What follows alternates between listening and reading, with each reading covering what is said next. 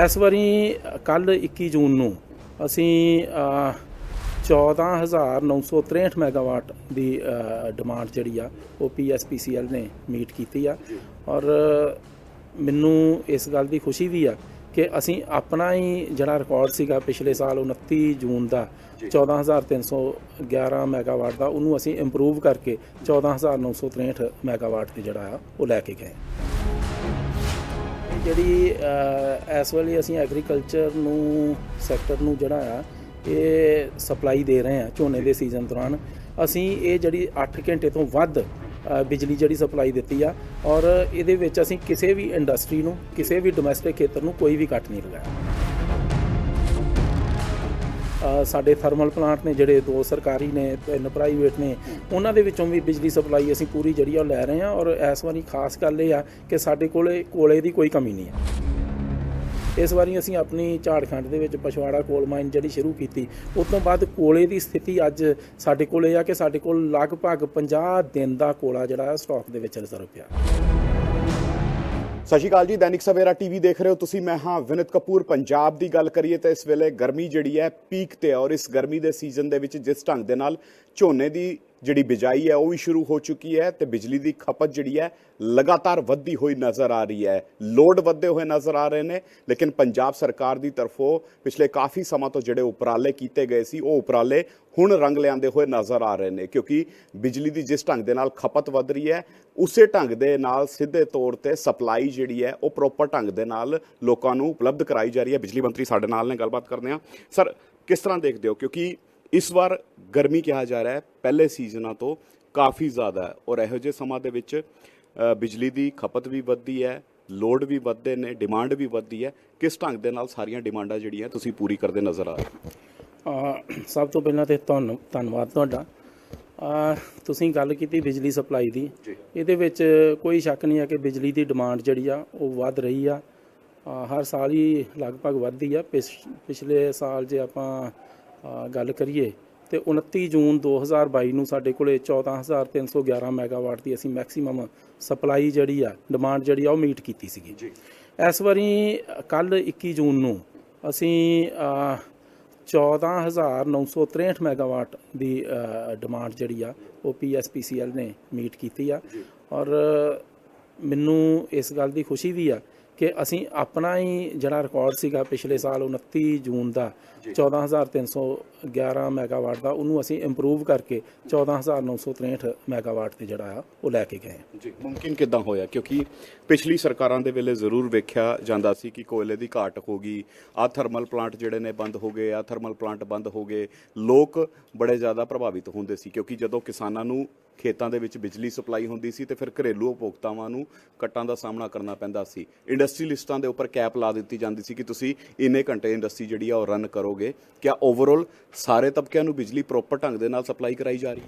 ਸਭ ਤੋਂ ਪਹਿਲਾਂ ਤਾਂ ਇਹ ਆ ਕਿ ਇਹ ਜਿਹੜੀ ਇਸ ਵੇਲੇ ਅਸੀਂ ਐਗਰੀਕਲਚਰ ਨੂੰ ਸੈਕਟਰ ਨੂੰ ਜਿਹੜਾ ਆ ਇਹ ਸਪਲਾਈ ਦੇ ਰਹੇ ਹਾਂ ਝੋਨੇ ਦੇ ਸੀਜ਼ਨ ਦੌਰਾਨ ਅਸੀਂ ਇਹ ਜਿਹੜੀ 8 ਘੰਟੇ ਤੋਂ ਵੱਧ ਬਿਜਲੀ ਜਿਹੜੀ ਸਪਲਾਈ ਦਿੱਤੀ ਆ ਔਰ ਇਹਦੇ ਵਿੱਚ ਅਸੀਂ ਕਿਸੇ ਵੀ ਇੰਡਸਟਰੀ ਨੂੰ ਕਿਸੇ ਵੀ ਡੋਮੈਸਟਿਕ ਖੇਤਰ ਨੂੰ ਕੋਈ ਵੀ ਕੱਟ ਨਹੀਂ ਲਗਾਇਆ।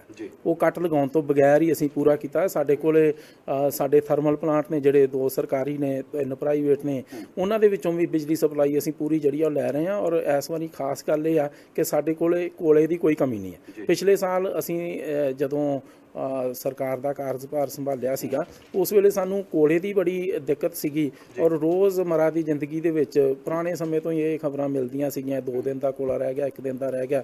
ਇਸ ਵਾਰੀ ਅਸੀਂ ਆਪਣੀ ਝਾੜਖੰਡ ਦੇ ਵਿੱਚ ਪਛਵਾੜਾ ਕੋਲ ਮਾਈਨ ਜਿਹੜੀ ਸ਼ੁਰੂ ਕੀਤੀ ਉਸ ਤੋਂ ਬਾਅਦ ਕੋਲੇ ਦੀ ਸਥਿਤੀ ਅੱਜ ਸਾਡੇ ਕੋਲ ਇਹ ਆ ਕਿ ਸਾਡੇ ਕੋਲ ਲਗਭਗ 50 ਦਿਨ ਦਾ ਕੋਲਾ ਜਿਹੜਾ ਸਟਾਕ ਦੇ ਵਿੱਚ ਰਿਜ਼ਰਵ ਪਿਆ।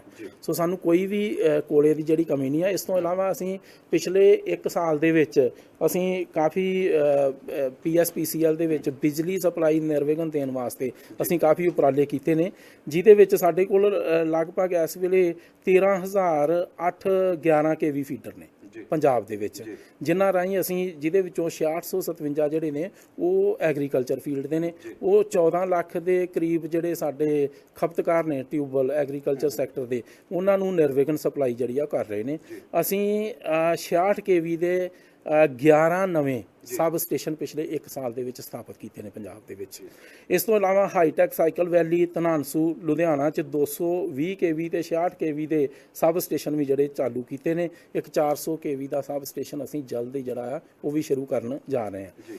ਮੌਜੂਦਾ ਜਿਹੜੇ 66 kV ਸਬ ਸਟੇਸ਼ਨ ਨੇ ਉਹਨਾਂ ਦੇ ਉੱਤੇ ਅਸੀਂ ਲਗਭਗ 52 ਨਵੇਂ ਟਰਾਂਸਫਾਰਮਰ, ਉਹਨਾਂ ਨੂੰ ਹੋਰ ਬਿਜਲੀ ਸਪਲਾਈ ਨੂੰ ਇੰਪਰੂਵ ਕਰਨ ਵਾਸਤੇ ਅਸੀਂ 52 ਨਵੇਂ ਵਾਧੂ ਟਰਾਂਸਫਾਰਮਰ ਉਹਦੇ ਤੇ ਜਿਹੜੇ ਸਥਾਪਿਤ ਕੀਤੇ ਨੇ। 220 kV ਸਬ ਸਟੇਸ਼ਨ ਗੋਬਿੰਦਗੜ੍ਹ 2 ਸੀਗੇ 100 MVA ਦੇ, ਅਸੀਂ ਦੋਵਾਂ ਨੂੰ ਆਗਮੈਂਟ ਕਰਕੇ ਉਹਨਾਂ ਦੀ ਕਪੈਸਿਟੀ ਵਧਾ ਕੇ ਉਹਨਾਂ ਨੂੰ 160 MVA ਜਿਹੜਾ ਆ ਉਹ 2 ਨੂੰ ਕੀਤਾ।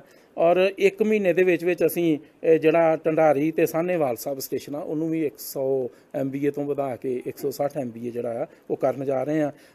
ਝੋਨੇ ਦੇ ਸੀਜ਼ਨ ਤੋਂ ਤੁਰੰਤ ਬਾਅਦ ਅਸੀਂ ਖਰੜ ਦੇ ਵਿੱਚ ਵੀ 100 MVA ਨੂੰ ਜਿਹੜਾ ਵਧਾ ਕੇ 160 MVA ਜਿਹੜਾ ਆ ਉਹ ਕਰ ਦੇਣਾ।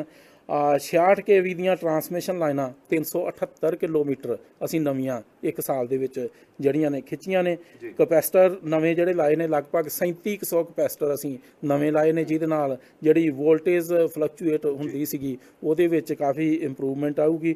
300 ਨਵੇਂ ਅਸੀਂ 11 kV ਨਵੇਂ 352 ਜਿਹੜੇ ਨੇ ਉਹ ਸਥਾਪਿਤ ਕੀਤੇ ਨੇ, ਜਿਨ੍ਹਾਂ ਦੇ ਵਿੱਚੋਂ 123 ਸਿਰਫ ਐਗਰੀਕਲਚਰ ਸੈਕਟਰ ਦੇ ਨੇ। ਸੋ ਇਹ ਸਾਰੀਆਂ ਚੀਜ਼ਾਂ ਨੂੰ ਜੇ ਆਪਾਂ ਧਿਆਨ ਦੇ ਵਿੱਚ ਰੱਖੀਏ ਤੇ ਇਹਦੇ ਕਰਕੇ ਅਸੀਂ ਜਿਹੜੀ ਆ ਬਿਜਲੀ ਦੀ ਸਪਲਾਈ ਨਿਰਵਿਘਨ ਦੇਣ ਦੇ ਕਾਬਲ ਹੋਏ ਆ। ਇਸ ਤੋਂ ਇਲਾਵਾ ਕਿਸਾਨਾਂ ਨੇ ਵੀ ਸਾਥ ਦਿੱਤਾ। VDS ਸਕੀਮ ਸਰਦਾਰ ਭਗਵੰਤ ਸਿੰਘ ਮਾਨ ਸਾਹਿਬ ਨੇ ਦਿੱਤੀ ਸੀਗੀ, 4750 ਰੁਪਏ ਲੱਗਦੇ ਸੀਗੇ, ਉਹਨਾਂ ਨੇ ਘਟਾ ਕੇ 2500 ਰੁਪਇਆ ਕੀਤਾ। ਲਗਭਗ 2 ਲੱਖ ਕਿਸਾਨਾਂ ਨੇ ਇਹਦਾ ਜਿਹੜਾ ਉਹ ਫਾਇਦਾ ਉਠਾਇਆ ਤੇ 8 ਲੱਖ BHP ਦੇ ਕੋਲ ਲੋਡ ਐਕਸਟੈਂਸ਼ਨ ਜਿਹੜੀ ਆ ਉਹ ਹੋਈ ਸੀਗੀ।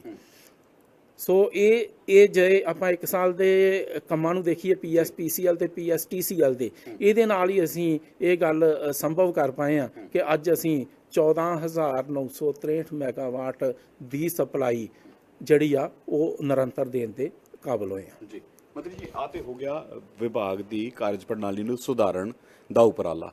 ਇਸ ਦੇ ਨਾਲ ਹੀ ਪਿਛਲੀ ਜਿਹੜੀਆਂ ਖਾਮੀਆਂ ਸੀ ਉਹਨਾਂ ਨੂੰ ਦੂਰ ਕਰਨ ਲਈ ਕੀ ਕੁਝ ਕੀਤਾ? ਲਹਿਰਾ ਮੁਹੱਬਤ ਦਾ ਜਿਹੜਾ ਥਰਮਲ ਪਲਾਂਟ ਸੀ ਉਹ ਪਿਛਲੀ ਸਰਕਾਰ ਦੇ ਵਿੱਚ ਸੁਰਖੀਆਂ ਦੇ ਵਿੱਚ ਰਿਹਾ। ਇਸ ਤੋਂ ਇਲਾਵਾ ਜਿਹੜੇ ਐਗਰੀਮੈਂਟ ਹੋਏ ਸੀ, ਤੁਸੀਂ ਵੀ ਪ੍ਰੋਟੈਸਟ ਕੀਤੇ ਉਹਨਾਂ ਐਗਰੀਮੈਂਟਾਂ ਨੂੰ ਲੈ ਕੇ, ਉਹਨਾਂ ਨੂੰ ਲੈ ਕੇ ਹੁਣ ਅੱਗੇ ਕੀ ਕੁਝ ਕਾਰਵਾਈ ਕੀਤੀ ਜਾ ਰਹੀ ਹੈ? ਦੇਖੋ, ਸਾਡੇ ਕੋਲ 2 ਥਰਮਲ ਪਲਾਂਟ ਅਤੇ ਸਰਕਾਰੀ ਨੇ, ਲਹਿਰਾ ਮੁਹੱਬਤ ਐਂਡ ਰੋਪੜ, ਠੀਕ ਆ। ਉਹਨਾਂ ਨੂੰ ਅਸੀਂ ਆਪਣੀ ਕਪੈਸਿਟੀ ਦੇ ਮੁਤਾਬਕ ਪੂਰਾ ਚਲਾ ਰਹੇ ਹਾਂ। ਜਿੱਥੋਂ ਤੱਕ ਪ੍ਰਾਈਵੇਟ ਥਰਮਲ ਪਲਾਂਟਾਂ ਦਾ ਸੰਬੰਧ ਆ, ਇਹਦੇ ਵਿੱਚ ਪਿਛਲੇ ਸਾਲ ਸਾਨੂੰ ਵੀ ਮੁਸ਼ਕਲ ਦਾ ਸਾਹਮਣਾ ਕਰਨਾ ਪਿਆ ਸੀਗਾ, ਕਿਉਂਕਿ ਜਦੋਂ ਪੀਕ ਸੀਜ਼ਨ ਹੁੰਦਾ ਸੀਗਾ ਉਦੋਂ ਜਾਂ ਤਾਂ ਉਹ ਖਰਾਬ ਹੋ ਜਾਂਦੇ ਸੀਗੇ ਜਾਂ ਉਹਨਾਂ ਦੀ ਰਿਪੇਅਰ ਦਾ ਕੰਮ ਸ਼ੁਰੂ ਹੋ ਜਾਂਦਾ ਸੀਗਾ। ਅਸੀਂ ਪਿਛਲੇ ਸਾਲ ਹੀ ਉਹਨਾਂ ਨੂੰ ਇਨਸਟਰਕਸ਼ਨਸ ਦੇ ਦਿੱਤੀਆਂ ਸੀਗੀਆਂ ਕਿ ਆਇੰਦਾ ਆਉਣ ਵਾਲੇ ਸਮੇਂ ਦੇ ਵਿੱਚ ਜਦੋਂ ਸਾਡਾ ਪੀਕ ਸੀਜ਼ਨ ਹੋਏਗਾ ਉਦੋਂ ਸਾਨੂੰ ਸਾਰੇ ਤੁਹਾਡੇ ਯੂਨਿਟ ਜਿਹੜੇ ਨੇ ਚੱਲਦੇ ਮਿਲਣੇ ਚਾਹੀਦੇ ਨੇ, ਕਿਉਂਕਿ ਜੇ ਤੁਸੀਂ ਸਾਡੇ ਪੀਕ ਸੀਜ਼ਨ ਦੇ ਦੌਰਾਨ ਸਾਡੇ ਨਾਲ ਫਾਇਦਾ ਵੀ ਨਹੀਂ ਹੈ। ਸੋ ਇਸ ਵੇਲੇ ਜੋ ਦੀ ਰਿਪੇਅਰ ਸੀਗੀ ਉਹਦਾ ਕੰਮ ਸਾਰਾ ਹੀ ਪ੍ਰਾਈਵੇਟ ਥਰਮਲ ਪਲਾਂਟਾਂ ਨੇ ਆਪਦਾ ਨਵੰਬਰ ਦਸੰਬਰ ਦੇ ਵਿੱਚ ਸਰਦੀ ਦੇ ਸਮੇਂ ਦੌਰਾਨ ਪੂਰਾ ਕੀਤਾ। ਇਸ ਵੇਲੇ ਉਹ ਸਾਨੂੰ ਲੋੜ ਦੇ ਮੁਤਾਬਕ ਜਿੰਨੀ ਬਿਜਲੀ ਸਪਲਾਈ ਸਾਨੂੰ ਉਹਨਾਂ ਤੋਂ ਲੋੜੀਂਦੀ ਆ ਉਹ ਪ੍ਰੋਵਾਈਡ ਕਰ ਰਹੇ ਨੇ। ਜੀ, ਜਿਹੜਾ ਬਵਾਲ ਸੀ ਐਗਰੀਮੈਂਟਾਂ ਨੂੰ ਲੈ ਕੇ, ਉਸ ਨੂੰ ਲੈ ਕੇ ਸਰਕਾਰ ਕੁਝ ਕਰਨ ਜਾ ਰਹੀ ਹੈ? ਉਹ ਅਸੀਂ ਪੂਰਾ ਸਿਸਟਮ ਨੂੰ ਅਸੀਂ ਸਾਰੇ ਨੂੰ ਹੀ ਐਗਜ਼ਾਮਨ ਕਰ ਰਹੇ ਹਾਂ, ਕਿਉਂਕਿ ਇੱਕਦਮ ਇਹਨਾਂ ਦੇ ਉੱਤੇ ਆਪਾਂ ਕੋਈ ਐਕਸ਼ਨ ਲੈ ਕੇ ਜਾਂ ਕੋਈ ਉਹੋ ਜਿਹੇ ਗੱਲ ਕਰਕੇ ਕੱਲ ਨੂੰ ਕੋਈ ਕਿਉਂਕਿ ਮੈਟਰ ਆਫ ਲਾਅ ਹੈ, ਕੱਲ ਨੂੰ ਅਦਾਲਤਾਂ ਦੇ ਵਿੱਚ ਵੀ ਜਾਣਾ ਹੈ, ਕੱਲ ਨੂੰ ਕੁਝ ਵੀ, ਅਸੀਂ ਉਹਦਾ ਪੂਰਾ ਜਿਹੜਾ ਉਹਨੂੰ ਐਗਜ਼ਾਮਨ ਕਰ ਰਹੇ ਹਾਂ। ਉਹ ਪੂਰੀ ਡਿਟੇਲਡ ਐਗਜ਼ਾਮੀਨੇਸ਼ਨ ਤੋਂ ਬਾਅਦ ਹੀ ਉਹਦੇ ਤੇ ਕੋਈ ਫੈਸਲਾ ਹੋਏਗਾ। ਉਸ ਤੇ ਕੋਈ ਫੈਸਲਾ ਹੋਏਗਾ। ਸਰ, ਇੱਕ ਹੋਰ ਵੱਡਾ ਮਸਲਾ ਸੀ ਕਿ ਮੁੱਖ ਮੰਤਰੀ ਸਾਹਿਬ ਦੀ ਤਰਫੋਂ ਵੀ ਲੈਟਰ ਲਿਖਿਆ ਗਿਆ ਸੀ ਕਿ ਸੈਂਟਰ ਪੂਲ ਤੋਂ ਵੀ ਸਾਨੂੰ ਬਿਜਲੀ ਜਿਹੜੀ ਹੈ ਮੁਹੱਈਆ ਕਰਾਈ ਜਾਏ, ਕਿਉਂਕਿ ਸਾਡਾ ਲੋਡ ਵੱਧ ਸਕਦਾ ਔਰ ਲੋਡ ਵਧਿਆ ਵੀ ਨਜ਼ਰ ਆ ਰਿਹਾ। ਔਰ ਆਉਣ ਵਾਲੇ ਦਿਨਾਂ ਦੇ ਵਿੱਚ ਜਿਸ ਢੰਗ ਦੇ ਨਾਲ ਗਰਮੀ ਪੈ ਰਹੀ ਹੈ, ਔਰ ਇਹ ਵੀ ਕਿਹਾ ਜਾ ਰਿਹਾ ਕਿ ਮਾਨਸੂਨ ਜਿਹੜਾ ਉਹ ਪੰਜਾਬ ਦੇ ਵਿੱਚ ਇਸ ਵਾਰ ਕਮਜ਼ੋਰ ਹਾਲਾਤਾਂ ਦੇ ਵਿੱਚ ਨਜ਼ਰ ਆਏਗਾ, ਤੇ ਉਸ ਸਿਚੁਏਸ਼ਨ ਨੂੰ ਵੇਖਦੇ ਹੋਏ ਕਿ ਸੈਂਟਰ ਕੋਈ ਮਦਦ ਕਰਨ ਲਈ ਤਿਆਰ ਹੋ ਪਾਇਆ?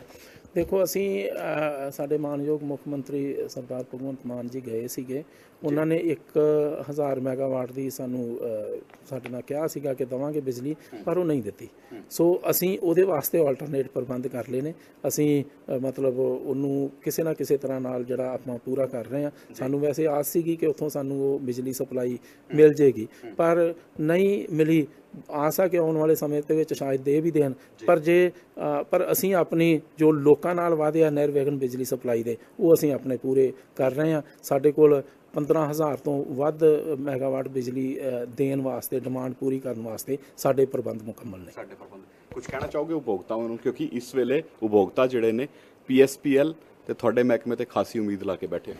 ਦੇਖੋ, ਇੱਕ ਤੇ ਮੈਂ ਇਹ ਜਿਹੜੇ ਕੰਜ਼ਿਊਮਰਸ ਨੇ, ਉਪਭੋਗਤਾ ਨੇ, ਉਹਨਾਂ ਨੂੰ ਇੱਕ ਅਪੀਲ ਕਰਨੀ ਚਾਹੁੰਦਾ ਕਿ ਦੇਖੋ, ਕਈ ਵਾਰੀ ਜਿਸ ਤਰ੍ਹਾਂ ਤੂਫਾਨ ਆਇਆ ਪਿੱਛੇ, ਕਈ ਵਾਰੀ ਕੁਝ ਇਹੋ ਜਿਹੇ ਚਾਂਸਸ ਹੋ ਜਾਂਦੇ ਨੇ, ਕੁਦਰਤੀ ਆਫਤ ਹੁੰਦੀ ਆ ਤੇ ਜਿਹਦੇ ਵਾਸਤੇ ਕੋਈ ਬਿਜਲੀ ਸਪਲਾਈ ਕੁਝ ਸਮੇਂ ਵਾਸਤੇ ਰੋਕਣੀ ਪੈਂਦੀ, ਔਰ ਇਹ ਸਾਡੀ ਪ੍ਰੋਟੈਕਸ਼ਨ ਵਾਸਤੇ ਵੀ ਬਹੁਤ ਜ਼ਰੂਰੀ ਹੈ। ਕਈ ਵਾਰੀ ਇਹੋ ਜਿਹੇ ਹਾਲਾਤ ਹੋ ਜਾਂਦੇ ਨੇ ਕਿ ਸਾਨੂੰ ਸਮੇਂ ਦੀ ਨਜ਼ਾਕਤ ਨੂੰ ਮੁੱਖ ਰੱਖਦਿਆਂ ਬਿਜਲੀ ਸਪਲਾਈ ਖੁਦ ਬੰਦ ਕਰਨੀ ਪੈਂਦੀ ਹੈ, ਕਿਉਂਕਿ ਉਹਦੇ ਨਾਲ ਅਦਰਵਾਈਜ਼ ਮਨੁੱਖੀ ਹਿਊਮਨ ਕੈਸੂਅਲਟੀ ਹੋਣ ਦਾ ਜਿਹੜਾ ਉਹ ਖਤਰਾ ਜਿਹੜਾ ਉਹ ਵੱਧ ਜਾਂਦਾ। ਸੋ ਕਈ ਵਾਰੀ ਇਹੋ ਜਿਹੇ ਹਾਲਾਤਾਂ ਦੇ ਵਿੱਚ ਕੁਝ ਸਮੇਂ ਵਾਸਤੇ ਬਿਜਲੀ ਸਪਲਾਈ ਜਿਹੜੀ ਆ ਉਹ ਰੋਕੀ ਜਾਂਦੀ ਹੈ। ਉਹਦੇ ਵਿੱਚ ਜੇ ਅਸੀਂ ਕਹੀਏ ਕਿ ਉਹਦੇ ਵਿੱਚ ਸਾਡਾ ਕਸੂਰ ਆ ਜਾਂ ਕੋਈ ਆ ਜਿਹੜੀ ਕੁਦਰਤੀ ਗੱਲ ਆ ਉਹ ਤੇ ਹੋਣੀ ਹੁੰਦੀ ਹੈ, ਪਰ ਅਸੀਂ ਫਿਰ ਵੀ ਸਾਡਾ 31 ਕਰੋੜ ਰੁਪਏ ਦਾ ਨੁਕਸਾਨ ਹੋਇਆ ਜਿਹੜਾ ਪਿੱਛੇ ਤੂਫਾਨ ਆਇਆ ਬਿਜਲੀ ਬੋਰਡ ਦਾ। ਇਹਦੇ ਵਿੱਚ ਮੈਂ ਤੁਹਾਨੂੰ ਦੱਸਣਾ ਚਾਹੁੰਦਾ ਹਾਂ ਕਿ ਤੂਫਾਨ ਦੇ ਨਤੀਜੇ ਵਜੋਂ ਹੀ 13,1752 ਖੰਭੇ ਜਿਹੜੇ ਸੀਗੇ ਪੋਲਸ ਡਿੱਗ ਗਏ, ਨੁਕਸਾਨ ਹੋ ਗਿਆ। ਸੋ ਅਸੀਂ ਇਹ ਤੇ ਨਹੀਂ ਕਹਿ ਸਕਦੇ ਕਿ ਹੁਣ ਜੇ ਖੰਭੇ ਡਿੱਗ ਗਿਆ ਤੇ how can we be able to give supply. So ਅਸੀਂ ਇਸ ਤੋਂ ਇਲਾਵਾ 3379 ਜਿਹੜੇ ਸੀਗੇ ਟਰਾਂਸਫਾਰਮਰ ਡੈਮੇਜ ਹੋਏ, 317 ਕਿਲੋਮੀਟਰ ਕੰਡਕਟਰ ਤੇ 66 kV ਲਾਈਨਾਂ ਤੇ 17 ਟਾਵਰਾਂ ਦਾ ਨੁਕਸਾਨ ਹੋ ਗਿਆ।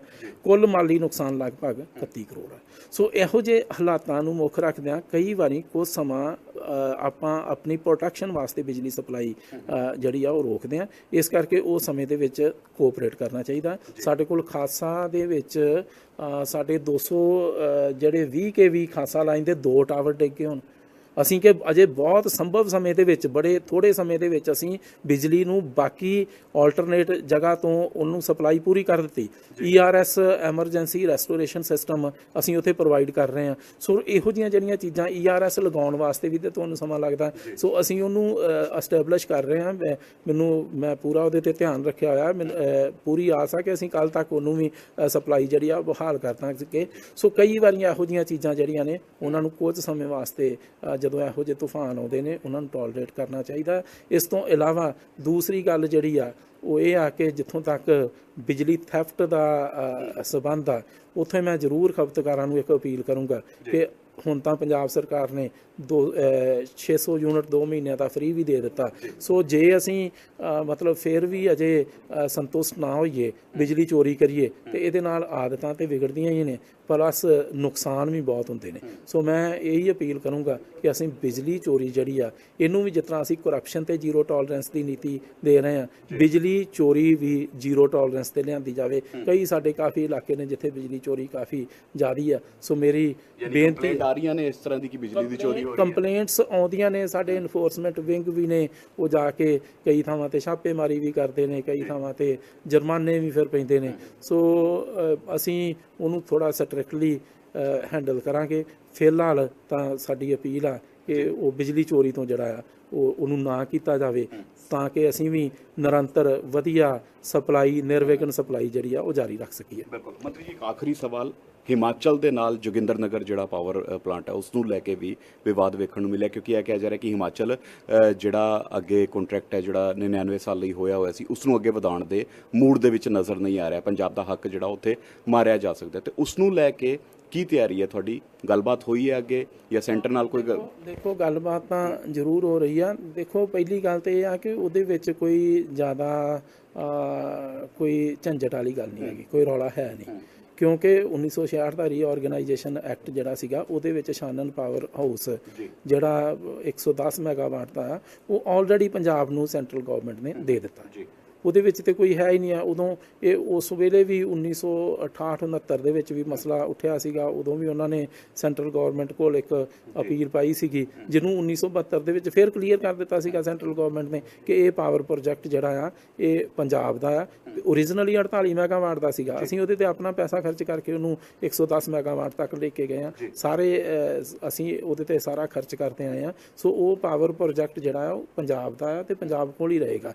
ਉਹਦੇ ਵਿੱਚ ਕੋਈ ਜਿਹੜੀ ਆ ਹਿਮਾਚਲ ਜਿਹੜਾ ਰੇੜਕਾ ਖੜਾ ਕਰਦਾ ਹੋਇਆ ਨਜ਼ਰ ਆ ਰਿਹਾ, ਉਸ ਲਈ ਕੀ ਤਿਆਰੀ? ਉਹਨਾਂ ਦੀ ਕਿਤੇ ਨਾ ਕਿਤੇ ਕੋਈ ਨਾ ਕੋਈ ਉਹਨਾਂ ਦੀ ਗਲਤਫਹਿਮੀ ਹੈ ਇਸ ਗੱਲ ਦੇ ਉੱਤੇ, ਕਿਉਂਕਿ ਇਹ ਜਿਹੜਾ ਜਦੋਂ ਇੱਕ ਐਕਟ ਦੇ ਵਿੱਚ ਹੀ ਇੱਕ ਗਵਰਨਮੈਂਟ ਨੇ, ਸੈਂਟਰਲ ਗਵਰਨਮੈਂਟ ਨੇ ਤੁਹਾਨੂੰ ਅਲਾਟ ਹੀ ਕਰ ਦਿੱਤਾ, ਫਿਰ ਤੇ ਉਹਦੇ ਬਾਰੇ ਕੋਈ ਰੌਲਾ ਹੈ ਨਹੀਂ ਆ। ਜੇ ਉਹ ਚਾਹੁੰਦੇ ਨੇ ਤੇ ਕਿਸੇ ਵੀ ਪੱਧਰ ਤੇ ਕੋਈ ਗੱਲਬਾਤ ਵਾਸਤੇ ਅਸੀਂ ਵੀ ਤਿਆਰ ਆ, ਉਹ ਕਰ ਸਕਦੇ ਨੇ। ਤੇ ਜੇ ਕੋਈ ਹੋਰ ਲੋੜ ਪਈ ਤੇ ਅਸੀਂ ਉਹਨਾਂ ਦੇ ਨਾਲ ਹਰ ਸੰਭਵ ਕੰਟੈਕਟ ਜਿਹੜੇ ਆ ਉਹ ਬਣਾ ਲਾਂਗੇ, ਪਰ ਅਧਿਕਾਰ ਜਿਹੜਾ ਆ ਇਹਦੇ ਤੇ ਪੰਜਾਬ ਦਾ ਆ ਤੇ ਪੰਜਾਬ ਦਾ ਹੀ ਰਹੂਗਾ। ਇਸ ਨੂੰ ਜਾਣ ਨਹੀਂ ਦਿੱਤਾ ਜਾਊਗਾ? ਨਹੀਂ, ਬਿਲਕੁਲ ਨਹੀਂ ਜਾਣ ਦਿੱਤਾ। ਜਾਣ ਕਿਉਂ ਦਿੱਤਾ ਜਾਊਗਾ? ਐਵਰੀਥਿੰਗ ਇਜ਼ ਕਲੀਅਰ, ਉਹ ਤੇ ਐਕਟ ਦੇ ਵਿੱਚ ਹੀ ਸਾਰਾ ਕੁਝ ਕਲੀਅਰ। ਸੋ ਜਾਣ ਦਿੱਤੇ ਜਾਣ ਦਾ ਤੇ ਕੋਈ ਸਵਾਲ ਹੀ ਪੈਦਾ ਨਹੀਂ ਹੁੰਦਾ।